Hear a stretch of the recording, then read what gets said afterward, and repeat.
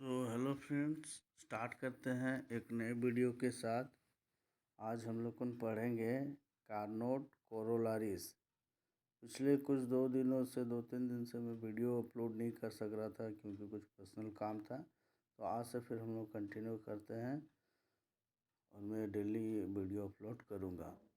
तो कार्नोट कोरोलारिस क्या है, यहाँ हम लोग का लास्ट वीडियो में यहाँ तक हम लोग थे। तो कार्नोट कोरोलारिस है। तो कार्नोट कोरोलारिस में कोरोलारिस का मतलब क्या है? कोरोलारिस का मतलब है कार्नोट साइकिल के वजह से जो परिणाम आए उसको कार्नोट कोरोलारिस कहते हैं। तो आगे बढ़ते हैं। The two corollaries of the second law known as Carnot corollaries. तो दो ठो कोरोलारिस निकल के आता है सेकेंड लॉ का, जिसको हम लोग कार्नोट कोरोलारिस भी बोलते हैं। तो the thermal efficiency of an irreversible power cycle. तो क्या है, थर्मल एफिशिएंसी जो है reversible power cycle is always less than thermal efficiency of reversible power cycle. तो थर्मल एफिशिएंसी जो है साइकिल का, पावर साइकिल का, ये इरिवर्सिबल में हमेशा लेस रहेगा रिवर्सिबल साइकिल के कंपैरिजन में।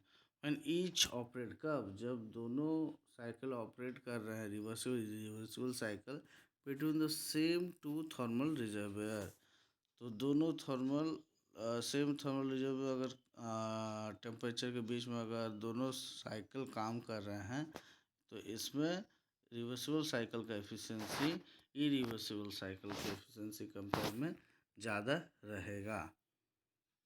तो ये कोरोलारिस 1 है। और सेकंड कोरोलारिस क्या है कि all reversible cycle operates between the same two thermal reservoir have the same thermal efficiency. तो जितने भी रिवर्सिबल पावर साइकिल है, अगर दोनों सेम टेम्परेचर थर्मल रिजर्वायर के दोनों सेम टेम्परेचर नहीं बोला, ध्यान रखिए, दोनों सेम थर्मल रिजर्वायर के बीच में अगर काम कर रहे हैं तो दोनों साइकिल का जो एफिशिएंसी है वो सेम रहेगा।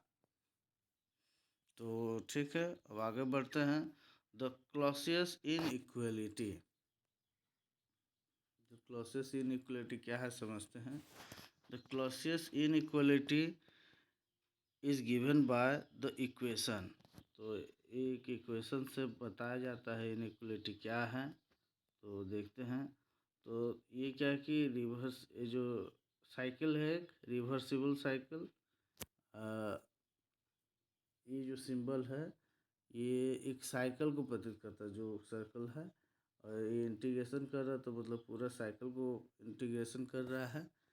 तो इसमें क्या है ना, del Q by T whole bracket suffix B is less than equal to 0। ठीक है।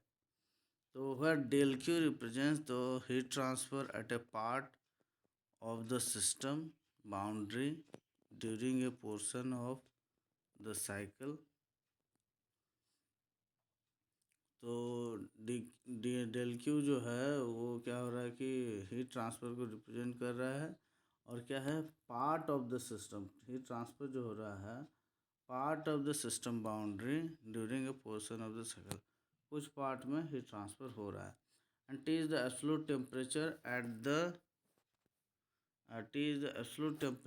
The part, at that part, जिस पास में हीट ट्रांसफ़र हो रहा है उसी पार्ट का बाउंड्री का जो टेम्परेचर है उसको रिप्रेजेंट कर रहा है T. The symbol del is use to distinguish the differential of non properties such as. तो डेल जो है सिंबल ये रिप्रेजेंट कर रहा है डिफरेंशियल का नॉन प्रॉपर्टीज़ को डिफ्रेंशिएट करने के लिए डेल को हम लोग को यूज कर रहे हैं। ठीक है। Such as heat and work, ये सब नॉन प्रॉपर्टीज़ है। From the differential of properties with written with the simple del. तो ये जो बता रहा है ये सब नॉन प्रॉपर्टीज़ को such as heat and work, उसको from the differential of the properties, return with the symbol del. तो ये जो डेल है ना, ये डिस्टिंग्विश करता है नॉन प्रॉपर्टीज़ को प्रॉपर्टीज से। कब? जब हम उसमें डेल यूज कर देते, written with the symbol del. Del अगर यूज कर दें तो नॉन प्रॉपर्टीज से डिफ्रेंशिएट होता है। अब क्या है? The subscript B indicates that the integrated is evaluated at the तो सबस्क्रिप्ट जो है बी, ये इंडिकेट क्या हो रहा है? ये जो इंडिकेट कर रहा है कि इंटीग्रेशन जो हो रहा है साइकिल का, इवेलुएट हो रहा है at the boundary of the system executing the cycle. तो ये जो काम हो रहा है बाउंड्री में हो रहा है, इसीलिए इसको बी सबस्क्रिप्ट से इंडिकेट किया जा रहा है। The symbol indicates that the integral is to be perform over all parts of the boundary and over the entire cycle. तो ये जो सिंबल इंडिकेट करता है, जो इंटीग्रल जो है, that the integral is to be perform over all parts of the boundary and over the entire cycle. Del जो है, डेल नहीं, ये इंटीग्रेशन जो है, ये इसको समझ में क्या आता है कि ये ओवरऑल बाउंड्री और ओवरऑल साइकिल में ये इंटीग्रेशन हो रहा है। अब क्या आगे बढ़ते हैं। The Clausius inequality can be demonstrated using Kelvin Planck statement of the second law. तो क्लॉसियस इनइक्वालिटी को हम लोग समझ सकते हैं कैसे? सेकेंड लॉ का जो स्टेटमेंट है केल्विन-प्लांक कांस्टेंट या केल्विन-प्लांक स्टेटमेंट, उसको अगर यूज करके हम समझ सकते हैं कि क्लॉसियस इनइक्वालिटी क्या है और सिग्निफिकेंस क्या है। Significance of inequality is the same, the equality applies when there are no internal irreversible as the system executes the cycle।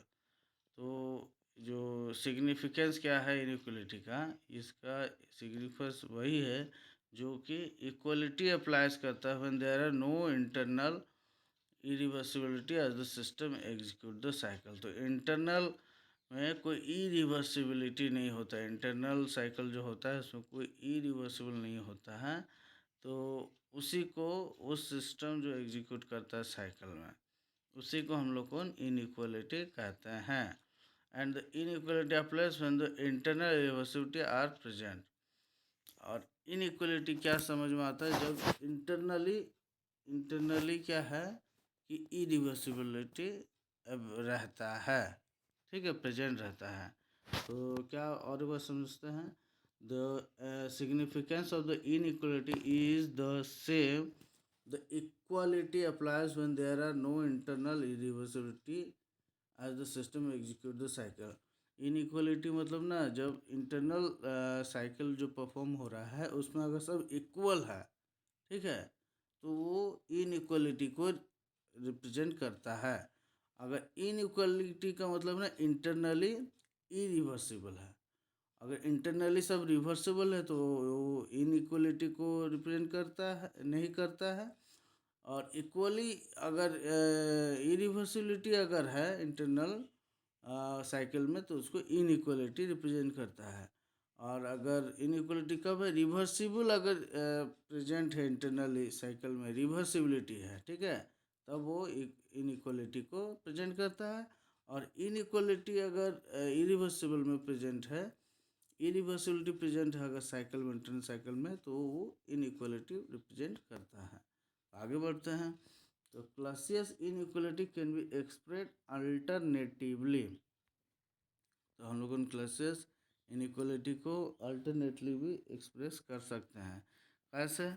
देखिए, डेल क्यू जो integration cycle del Q by T subscript B is equal to minus S generation, where S gen क्या है? जो S gen क्या है?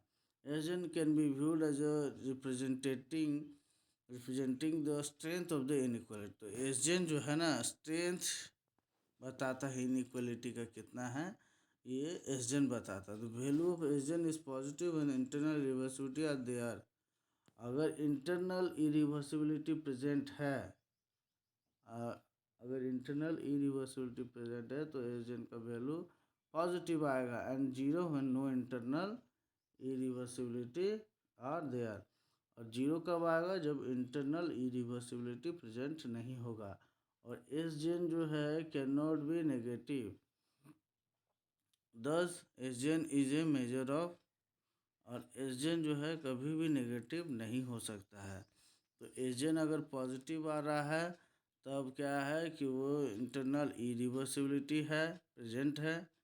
और अगर zero आ रहा है तो उसमें कोई रिवर्सिबिलिटी नहीं है। एस जेन और एस जेन जो है कभी भी नेगेटिव का वैल्यू नहीं आएगा। Thus S gen is a measure of irreversibility within the system executing the cycle. तो हम लोग इससे क्या समझते हैं? एस जेन जो है वो मेजर करता है किसको? इरिवर्सिबिलिटी को।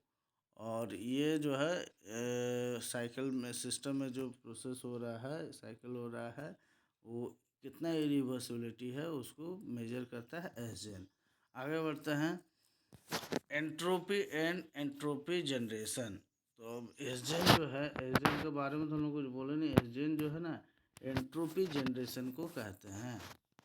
जो एस जेन है, ये एस जेन, ये है एंट्रोपी जनरेशन। ठीक है, आगे बढ़ते हैं। एंट्रोपी क्या है? एंट्रोपी जनरेशन है, एंट्रोपी बैलेंस है, इवैल्यूएशन ऑफ एंट्रोपी चेंज है। तो हम लोग खाली एंट्रोपी को पढ़ेंगे, नहीं तो ठीक है लंबा वीडियो हो जाएगा। इसको नेक्स्ट वीडियो में हम लोग पढ़ते हैं, है ना। तब तक के लिए बाय बाय, जय हिंद। और अगर कोई डाउट है तो आप कमेंट कर सकते हैं। Thank you.